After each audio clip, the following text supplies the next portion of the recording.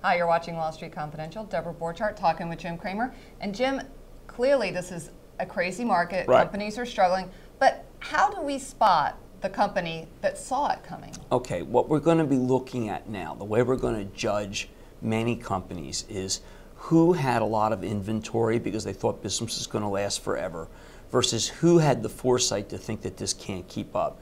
Now, I can tell you so far that a lot of companies are claiming that they saw it coming or in shape. Now, it's difficult to tell. For instance, let's use the example of Nucor.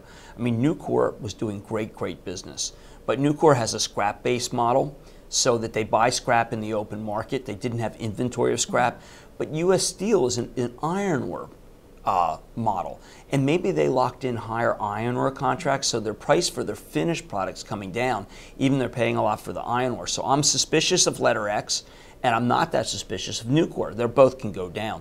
Caterpillar had a gigantic inventory of steel because they knew they had big orders. Well, they paid high for that steel. If they hadn't, now the steel's coming down. Some of the models of steel are down 40%. So if you didn't have a big inventory of steel, you're going to have a good quarter. If you did, you're going to be in trouble. We saw this morning in the Wall Street Journal article about Deere. Did Deere see it coming? We don't know if Deere saw it coming. But what you will start thinking about is who, if anyone had the foresight, then you'll want to buy their stocks when they get to a certain point for their yield, say, because it meant that they had a lot of cash. It meant that they didn't buy a lot of stock back at the high. It meant that, as Nucor didn't buy stock. What about somebody like Toll Brothers? Because I know back in like 2006, they started selling Well, land Toll Brothers is an and, interesting question. I mean, I think that Toll Brothers did not see it coming by their own admission. They came on my show in 2006 and were very bullish.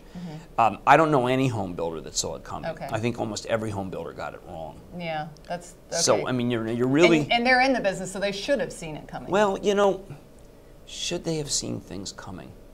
I think the temptation is to, when things are really great, to really hit the big quarter.